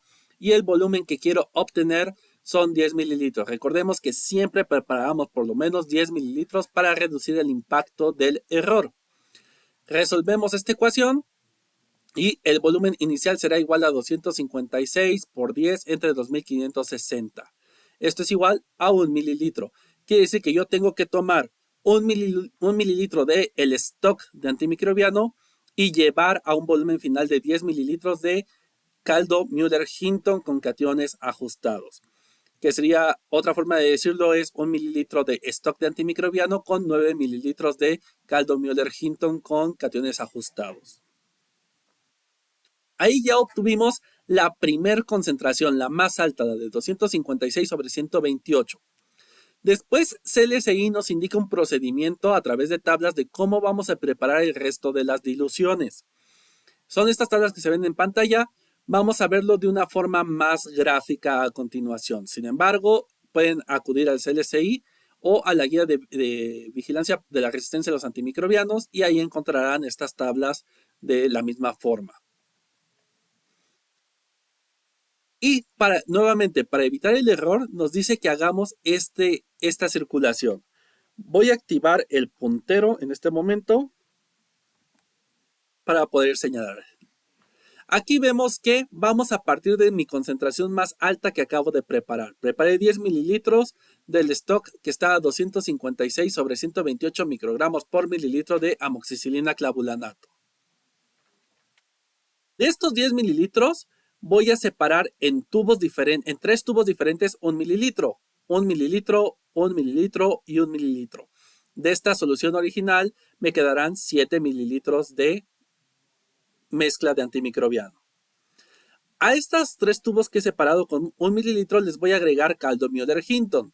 Al primero le voy a agregar 1 mililitro de Müller-Hinton, al segundo 3 mililitros de Müller-Hinton y al tercero 7 mililitros de Müller-Hinton. De tal manera que si vemos, esta es una dilución 1 a 1. Se va a diluir a la mitad. De 256 va a pasar a 128. En el siguiente va a ser 1 más 3, es una dilución 1 a 4. Se va a dividir en 4 o va a ser la mitad de esta concentración que fue la primera que obtuvimos. Ahora será 128 la mitad, 64. En el tercer caso, 1 mililitro más 7 mililitros me sumarán 8, es una dilución 1 a 8, equivalente a la mitad de la dilución anterior. De 64 pasa a 32. Ahora, de este último tubo, donde hay 8 mililitros de antimicrobiano a 32 sobre 16, vamos a repetir la actividad. Vamos a separar en tres tubos diferentes, 1, 1 y 1. Y vamos a agregar los mismos volúmenes. 1 de Müller-Hinton, 3 y 7 de Müller-Hinton. Es decir, las diluciones son la misma, 1 a 2, 1 a 4 y 1 a 8. En todos los casos, la concentración se irá dividiendo a la mitad, 32, 16, 8, 4. Nuevamente, de este último tubo donde hay 8 mililitros, voy a dividirlo en tres tubos, 1, 1, 1, y agregaré las mismas cantidades de caldo Müller-Hinton, 1, 3 y 7. La dilución es 1 a 2, 1 a 4 y 1 a 8 y representarán mitades, 4, 2, 1 y 0.5. Con esto obtengo el rango entero de concentraciones que voy a evaluar en la microplaca. En general, voy a tener en volúmenes finales 7 mililitros de la primera dilución, 2 mililitros de la segunda dilución, 4 de la tercera, 5 de la cuarta, 2 de la quinta, 4 de la sexta, 5 de la séptima, 2 de la octava, 4 de la novena y 8 de la décima.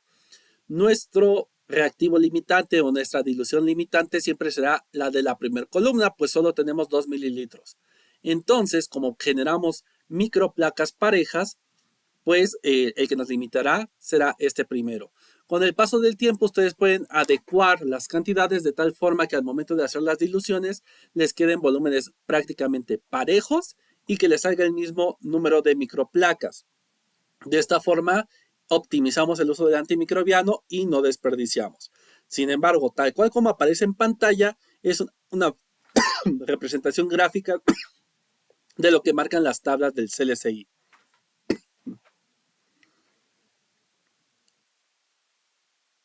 Hay otra manera de preparar las microplacas, sobre todo cuando hacemos microplacas muy aisladas. No vamos a producir lotes completos, sino que de repente tuvimos algún microorganismo extraño que no es muy frecuente, para el cual no tenemos microplacas, y preparar lotes completos con la metodología anterior es poco práctico y va a ser un desperdicio tanto de microplacas como de tiempo de trabajo, como de insumos de antimicrobiano o medio de cultivo. En esos casos, vamos a optar por otro método que, si no es muy recomendable por la cantidad de error que arrastra, para estos casos nos es útil. Vamos a preparar solamente la concentración a mayor, la más alta, como lo hicimos la vez anterior, y en el primer pozo, que es este de la concentración más alta, vamos a colocar 100 microlitros de esta solución. En el resto de pozos, es decir, del 9 al 2, vamos a agregar 50 microlitros del caldo de cultivo que vamos a emplear en la prueba. Y después, con una micropipeta vamos a tomar 50 microlitros de este pozo que tenía 100 y esos 50 microlitros los vamos a pasar al pozo 9. Vamos a mezclar unas 3 a 10 veces con la micropipeta para homogeneizar bien esta dilución y ahora se habrá diluido a la mitad porque teníamos 50 microlitros de caldo solo más 50 microlitros de la solución que pasamos del pozo 10. Ahora en este pozo 9 tenemos la suma de ambos, tenemos 100 microlitros, mientras que en el primer pozo, en el 10, ahora solo nos quedan 50 microlitros. Repetimos la operación, tomamos 50 microlitros del pozo 9 y los pasamos al pozo 8. Ahora en el pozo 9 me quedan 50 microlitros de nuevo, en el pozo 8 tenemos 100 microlitros, mezclamos perfectamente con la micropipeta y lo hemos diluido a la mitad. Repetimos al pozo 7, 6, 5, 4, 3 y finalmente el pozo 2. En el pozo 2, una vez que mezclamos, nos quedará un volumen final de 100 microlitros. Retiraremos 50 microlitros con la micropipeta y desecharemos esos 50 mililitros para que todos los pozos nos queden a un volumen parejo de 50 microlitros.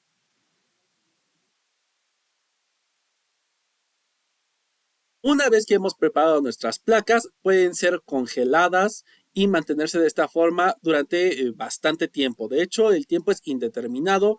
Mientras que los controles de proceso sean adecuados, las placas se pueden emplear sin problema y se pueden mantener de forma indefinida. Una vez que vayamos a trabajar, sacaremos de congelación esas microplacas, si es que no se trabajaron al mismo momento de prepararlas, si se conservaron, las descongelaremos en un tiempo aproximado de 1 a 2 horas para después agregar la suspensión bacteriana. Recordemos que a cada pozo agregaremos 50 microlitros de suspensión bacteriana, excepto en el pozo de control de esterilidad. La prueba nos dice que en cada pozo debe de haber 5 por 10 a la 5 unidades formadoras de colonia. Por lo tanto, ese 5 por 10 a las 5 unidades formadoras de colonia deben de estar contenidos en estos 50 microlitros de suspensión bacteriana que voy a adicionar a cada uno de los pozos. Esto ya está establecido en CLSI, el procedimiento, sin embargo, quiero que entiendan por qué realizamos la actividad de la siguiente forma. Por eso voy a dar las siguientes diapositivas, que es la explicación de por qué hacemos lo que hacemos. Recordemos que siempre nuestras pruebas de susceptibilidad van a partir del tubo 0.5 de McFarland y el punto 5 de McFarland equivale a 1 por 10 a la 8 unidades formadoras de colonia por mililitro. Puede ser de 1 a 2, pero vamos a dejarlo en este momento de 1 por 10 a la 8 unidades formadoras de colonia. Ocupando la ecuación C1B1 igual a C2B2, decimos que si la concentración inicial de mi tubo de McFarland es 1 por 10 a la 8 unidades formadoras de colonia por mililitro, yo quiero saber cuánto tengo que tomar de esta solución para obtener una segunda concentración de 5 por 10 a las 5 unidades formadoras de colonia, que es lo que me establece el CLSI, que debo de tener en esos 100 microlitros finales de cada pozo. Resuelvo la ecuación, 5 por 10 a la 5 por 100 entre 1 por 10 a la 8, me da igual a 0.5 microlitros del tubo 0.5 de McFarland. Es decir, yo debería tomar 0.5 microlitros y adicionarlos a cada pozo con 99.5 microlitros de este caldo Müller-Hinton con el antimicrobiano. Esto es muy poco práctico, así no se hace, pero eso representa el cálculo que acabamos de hacer. Lo que sí sabemos es que lo que vamos a agregar en cada pozo son 50 microlitros. Quiere decir que el contenido de colonias que hay en estos 0.5 microlitros que calculamos, finalmente deben de estar en estos 50 microlitros que vamos a agregar. Quiere decir que 0.5 microlitros van a ser obtenidos a partir del tubo 0.5 de McFarland y 49.5 microlitros será caldo de cultivo que se ocupa en la prueba. Esto representa de una forma sencilla una dilución 1:100. Vamos a redondear para entender. Esto fue la explicación de por qué hacemos lo que hacemos, pero lo que nos indica CLSI es, vamos a preparar nuestro inóculo al 0.5 de McFarland. Vamos a hacer una dilución 1:100 en caldo Müller-Hinton o en el que estemos ocupando para hacer la prueba de evaluación. Y esta dilución será la que inoculemos en cada uno de los pozos de la microplaca. ¿Por qué es importante tomarlo en cuenta como dilución 1:100? Dependiendo de la cantidad de antimicrobianos y las concentraciones que evaluemos, podremos ocupar menos de una microplaca completa o incluso hasta 2, 3 en adelante. Por cada microplaca, en general van a ocupar cerca de 5 mililitros de caldo Müller-Hinton con su inóculo bacteriano. Por lo tanto, si es una dilución 1:100, tendremos que tomar 50 microlitros del tubo de McFarland por cada 5 mililitros de suspensión bacteriana que vayamos a ocupar. Y estos 5 mililitros son por cada placa que vayamos a ocupar. Quiere decir que si vamos a ocupar 5 placas y por cada placa ocupamos 5 mililitros, tendremos que preparar 25 mililitros de suspensión bacteriana. Y esto equivale a 250 microlitros del tubo 0.5 de McFarland. Espero que con esto se haya entendido la importancia de manejarlo como diluciones y no como cantidades, porque la cantidad de suspensión bacteriana que van a necesitar dependerá de cuántas placas, cuántos antibióticos, cuántas concentraciones van a probar.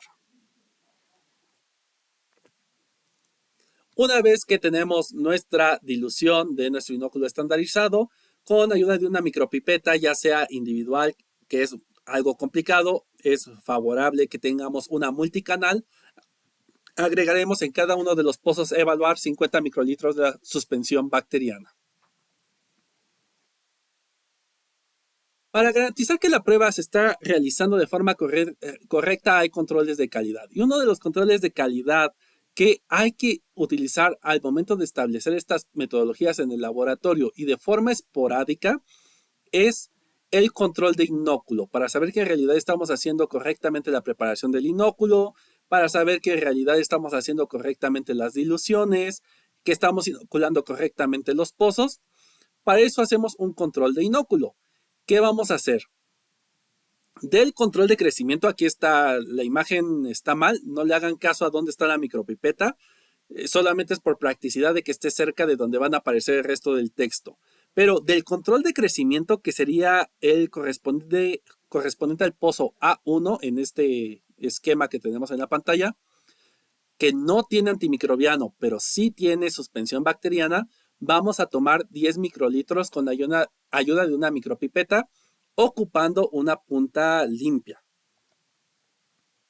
Y esos 10 microlitros los vamos a diluir en 10 mililitros. Estos 10 mililitros pueden ser de solución salina al 0.85% o pueden ser 10 mililitros del medio de cultivo que estén empleando en la microplaca. Hay que dar vortex perfectamente, mezclar perfectamente, y de ahí vamos a tomar 100 microlitros y lo vamos a dejar en una placa Petri de un medio que nos sirva para cultivar la bacteria en cuestión. Y con ayuda de una asa de Vygratsky o con ayuda de una asa convencional, vamos a repartir estos 100 microlitros por toda la superficie del medio de cultivo, como si hiciéramos una inoculación masiva. Incubaremos en las condiciones adecuadas al microorganismo y una vez pasado el tiempo necesario, según lo que hemos visto a lo largo de este curso, haremos un conteo de colonias. Un conteo de 50 colonias asegura que el inóculo fue igual a 5 por 10 a las 5 unidades formadoras de colonia. Generalmente cuando hacemos este método con Escherichia coli 25922, el valor es muy cercano a 50, 47, 55, es muy cercano a 50. Por lo que es una buena estrategia para evaluar la operatividad de las personas que trabajan en el laboratorio, así como evaluar que esté a la concentración adecuada o bien preparado su estándar de McFarland, que esté funcionando correctamente su equipo fotométrico para determinar densidades ópticas, o que estén haciendo correctamente el ajuste usando la tarjeta de Bickerham. Todo eso puede ser controlado a través del uso de la Escherichia coli 25922 con este método de control de inóculo, porque da un conteo muy, muy parecido. Ya cuando hablamos de otros microorganismos, incluso Escherichia coli diferentes a la ATCC, puede haber una variabilidad en el conteo de colonias por el tamaño del microorganismo, que aunque tenga una mayor concentración de células o unidades formadoras de colonia, por su tamaño va a dar una menor opacidad a la suspensión y por lo tanto la densidad óptica será menor. Entonces se permite cierta variabilidad. Esta variabilidad va de 2 a 8 por 10 a las 5 unidades formadoras de colonia. Esto equivale a un rango de aceptación. Si el conteo de colonias me da entre 20 y 80, acepto el proceso, está funcionando correctamente. Si queda por debajo de 20, es muy probable que yo tenga falsos sensibles por una cantidad muy baja de inóculo, o si tengo más de 80, es muy probable que me dé falsos resistentes por una cantidad muy alta de inóculo. Entonces, siempre deberemos estar entre 20 y 80 unidades formadoras de colonia en esta prueba, y lo ideal sería que contáramos 50 colonias. Además del control de inóculo, obviamente tendremos que evaluar que los antimicrobianos y el medio de cultivo, las condiciones de incubación e incluso también el inóculo sean correctos. Y esto se evalúa con los rangos de concentración determinados para las bacterias estándar o de control de calidad. Por ejemplo, nuevamente regresando a la mezcla de antimicrobiano que estamos ocupando en esta sesión, amoxicilina clavulanato, uno de los microorganismos que nos presentan, que nos puede servir para control de calidad, es la Escherichia coli ATCC 25922, el Staphylococcus aureus ATCC 29213, el Enterococcus fecalis ATCC 29212, la Escherichia coli ATCC 35218, la Klebsiella pneumoniae ATCC 700-603. Todos estos tienen valores de concentración en los que debe de caer el microorganismo. Para el resto de los cepas control que vemos en esta tabla no hay valores, por lo tanto no nos serán útiles. Si yo pruebo una Escherichia coli 25922 en estas microplacas que acabo de preparar, yo esperaría que la concentración mínima inhibitoria que me dé esta cepa control quede entre 2 sobre 1 hasta 8 sobre 4. Es decir, puede ser 2 sobre 1, 4 sobre 2, 8 sobre 4. Si está por debajo de esta concentración mínima inhibitoria o por arriba de la concentración mínima inhibitoria, quiere decir que está mal preparado el antimicrobiano, o que las condiciones de incubación son las inadecuadas, que el inóculo probablemente es inadecuado. Existen muchas acciones que habría que investigar cuál es el que está produciendo el efecto erróneo en la placa. Pero si en realidad se tratara de que no funciona porque el antimicrobiano está preparado de forma inadecuada o el medio de cultivo tiene algún problema, entonces con esta prueba rechazaríamos el lote completo y habría que volverlo a preparar. Por eso hay que tener mucho cuidado. Las sales son complicadas de conseguir, son muy caras, el proceso es muy laborioso. Las microplacas también no siempre están disponibles porque son microplacas estériles con fondo en U y tapa individual, que no son tan frecuentes. Entonces hay que tener todos estos cuidados para que no rechacemos el lote después de todo el trabajo y después de todo el insumo. Otro cuidado que hay que tener es que estas microplacas, una vez que se acaban de preparar, sin meter nada de bacteria, así estériles como deberían estar, solamente el medio de cultivo con el antimicrobiano, se incuben durante 48 horas. Esto con la finalidad de probar que la metodología fue seguida en condiciones de esterilidad y que no se ha contaminado la microplaca preparada. De esta forma podemos atribuir que el resultado que obtenemos se debe realmente al microorganismo que hemos inoculado y no a una contaminación que esté presente desde fabricación en estas microplacas. Este es de los métodos más ocupados, la concentración mínima inhibitoria por microdilución, pero existen microorganismos donde la concentración mínima inhibitoria no puede ser determinado en un medio líquido. Siempre tiene que ser en medio sólido. Sin embargo, hay antimicrobianos que también vimos que no difunden correctamente en medios sólidos. Por lo tanto, la concentración mínima inhibitoria también se puede hacer en un medio sólido denominado dilución en agar. En este caso, haremos un mecanismo muy similar a lo que hicimos con la preparación de tubos para las microplacas, pero en vez de usar caldo, ocuparemos el agar fundido. Este agar debe estar todavía fundido, pero a una temperatura suficientemente baja para que no nos dañe el antimicrobiano.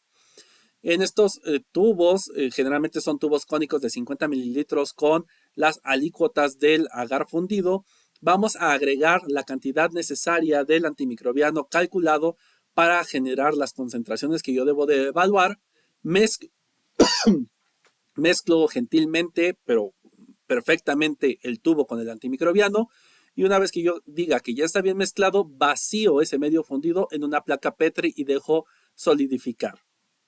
Obviamente todas las placas Petri se van a ver exactamente igual, lo único que estamos cambiando es la concentración de antimicrobiano. Por lo tanto, tenemos que tener bien identificadas estas placas Petri con la concentración de antimicrobiano que tiene cada uno. Una vez que solidifiquen, entonces tenemos medios sólidos con diferentes concentraciones de antimicrobiano en ellas y se inocularán los microorganismos en cada una de las placas. La concentración mínima inhibitoria será aquella placa con la concentración más baja de antimicrobiana donde ya no se vea crecimiento. La ventaja de la dilución en agar que no tiene la concentración mínima inhibitoria es que en concentración mínima inhibitoria cada microplaca o cada serie de tubos de vidrio que ocupamos para hacer la prueba sirve para evaluar una bacteria. En el caso de la dilución en agar, que después lo veremos más adelante en el curso, en estas placas preparadas se pueden probar múltiples bacterias al mismo tiempo. Esto dependerá del número de punzones que tenga el equipo empleado, que se llama replicador de Steers, que puede ser de 16 punzones, 32 punzones, 64 punzones. Y esto es lo que nos dará exactamente cuántas bacterias podemos probar. Es decir, si es un proceso todavía más complicado generar estos agares con diferentes concentraciones de antimicrobiano, pero la ventaja es de que con una sola placa puedo llegar a probar una gran cantidad de cepas al mismo tiempo. También es importante mencionarles, es importante para los laboratorios estatales de salud pública y los laboratorios institucionales de referencia establecer estas metodologías porque hay microorganismos de relevancia en salud que no pueden ser evaluados. De hecho, no hay valor de corte para las metodologías de difusión en disco. Forzosamente deben de ser evaluadas por concentración mínima inhibitoria. Esto sobre todo sucede en los microorganismos fastidiosos. Y hay microorganismos que forzosamente la determinación de concentración mínima inhibitoria debe de ser en dilución en agar y no hay otro método. No se puede emplear epsilometría, no se puede emplear dilución en caldo, sí o sí tiene que ser dilución en agar, por ejemplo, Neisseria gonorrea.